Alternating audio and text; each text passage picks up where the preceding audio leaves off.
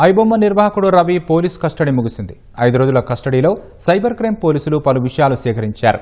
ఇందుకు సంబంధించిన మరింత సమాచారం మా ప్రతినిధి రమేష్ అందిస్తారు. ఐబొమ్మ నిర్వాహకుడిని రవిని ఈరోజు పోలీస్ కస్టడీ ముగిసడం జరిగింది. కస్టడీలో భాగంగా కొన్ని కీలక విషయాలు అయితే పోలీసులు వివరాలు అయితే సేకరించడం జరిగింది. ప్రస్తుతం అంటే అడ్వకేట్కి సంబంధించి ఇమ్మడి రవికి సంబంధించిన అడ్వకేట్ శ్రీనాథ్ మనతో ఉన్నారు. వారిని అడిగి మరిన్నో తెలుసుకుందాం. సార్, ఇప్పటికే కస్టడీకి సంబంధించి పోలీసులు కొంత సమాచారం రాబట్టారని తెలుస్తుంది. కస్టడీలో మీరు కోర్టులో వాదించడం ఏంటంటే 111 BNS యాక్ట్ ఏదైతే ఉందో అది కేవలం 10 ఏళ్ల లోపు జైలు శిక్ష ఉంటుంది కాబట్టి దాన్ని ఎలాంటి నోటీసులు ఇవ్వకుండా ఈ సెక్షన్ అమలు చేశారని చెప్పి వాదించడం జరిగింది. అసలు ఈ సెక్షన్లకు సంబంధించి ఏ విధంగా ఉన్నాయి?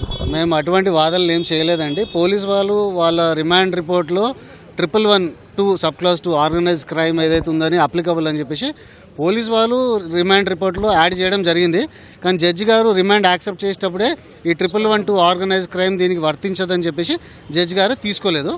ఇంకొక సెక్షన్ 338 ఏదైతే ఉందో అది అప్ టు 10 years ఉంటుంది కాబట్టి అందుకని రిమాండ్ తీసుకోవడం జరిగినది. సో 111(2) మీద ఎటువంటి వాదనలు జరగలేదు. జడ్జి గారే రిమాండ్ తీసుకునే టైంలోనే తీసుకోలేదు. అది షీ హెస్ రిజెక్టెడ్ 111(2). మీరు బెయిల్ పిటిషన్ కూడా వేసినట్టు తెలుస్తుంది. వాళ్ళకి కౌంటర్ వేయాలని చెప్పి ఎంత సమయం ఇచ్చారు? ఇంత బెయిల్ పిటిషన్ ఫైల్ అయింది. రేపటికి టైం తీసుకున్నారు ఆర్గ్యుమెంట్స్ కౌంటర్కి. రేపు కౌంటర్ PPR ఫైల్ చేసిన తర్వాత రేపు వాదనలు అవుతాయి. రవి మీద ఇప్పటికి మొత్తం 5 కేసులు అయినట్టు సమాచారం ఉంది. అయితే ఏ కేసుల మీద దాని మీద కూడా కేసులు అయినట్టు మీ దృష్టికి రావడం జరిగింది? 5 కేసులు రిజిస్టర్ అయిన మాట వాస్తవం అండి. ఒక్క కేసులో రిమాండ్ చేసినారు 1555. 2 days బ్యాక్ పోలీస్ కస్టడీలో ఉన్నప్పుడు క్రైమ్ 347లో PT వారెంట్లో మాకు నోటీస్ ఇవ్వడం జరిగింది.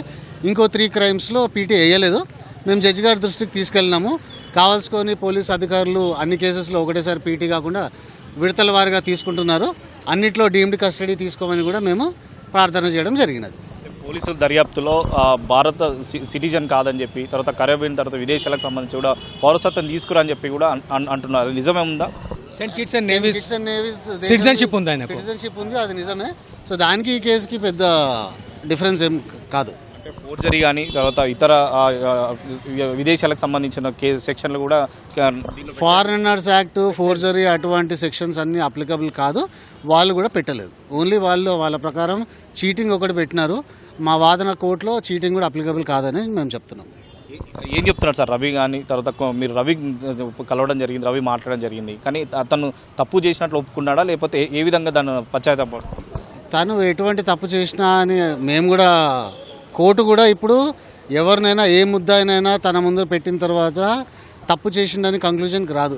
This is a preliminary stage. Nobody can decide. ఎవరు కూడా ఈ స్టేజ్లో తప్పు చేశాడో అని డిసైడ్ అయ్యే అవకాశం లేదు. Everybody is deem to be innocent until proved guilty. So జడ్జిమెంట్లో తను గిల్టీ అని వచ్చేంత వరకు ప్రతి ఒక్క మనిషి ఇన్నోసెంటే అని ప్రిజంప్షన్ ఉంటుంది. కాబట్టి తను కూడా ముద్దాయి. ఇప్పుడు ఆయన ఓన్లీ ముద్దాయి, ఆయన ఇంకా కన్విక్ట్ కాదు. మిగతా వాటికి PT వారెంట్ అంటే వేస్తా అని చెప్తున్నారు. ఎప్పటిలోపు వేసే అవకాశం ఉందని మీకు తెలుసు? వాళ్ళైతే ఇప్పటివరకు వేయలేదండి. మేము అన్నిట్లో డీమ్డ్ కస్టడీ అంటే మాకు వచ్చిన ఇన్ఫర్మేషన్ ప్రకారం 5 కేసెస్ కూడా ఒకటే పోలీస్ స్టేషన్. సో అదే PSలో ఉన్న ACP గారే ఆ స్టేషన్కి SHO. సో ఆయన దృష్టిలో అన్ని కేసులు ఉన్నాయి. అండ్ ఫస్ట్ కేసులో క్రైమ్ 1555లో ఈ అన్ని కేసెస్లో తన ముద్దాయిని వాళ్ళే రాసినప్పుడు వాళ్ళు అన్నిట్లో PT తీసుకోవాలి, కానీ ప్రొసీజర్ ప్రకారం తీసుకోవాలి. కావాల్సుకొని తీసుకోలేదు. మేము జడ్జి గారి దృష్టికి తీసుకొచ్చినాము. అన్నిట్లో డీమ్డ్ కస్టడీ యాక్సెప్ట్ చేయమని అడిగినాము. 5 రోజుల పోలీస్ కస్టడీలో రవి అంటే పోలీసులకు సహకరించట్లేదు, తనకు సమాధానం కూడా దాటివేసే ప్రయత్నం కూడా చేసినట్లు కూడా ఒక చెప్తున్నారు. అది నిజమే ఉంటుంది? నేను చెప్తాను అది. ఎందుకంటే I was there with him. సహకరించిండు, ఎంత సహకరించాలో అంత సహకరించిండు. అదే చెప్తున్నది. ఇప్పుడు సహకరించిండు. మరి లోపల ఏం చెప్పిండు ఏం లేదు. వాళ్ళు రిపోర్ట్ చేశారు, మనకు కూడా ఏం తెలియదు. వాళ్ళు కూడా రవిని మంచిగా ట్రీట్ చేసి there was no ill treatment at all. That is a thing only we can tell up till now.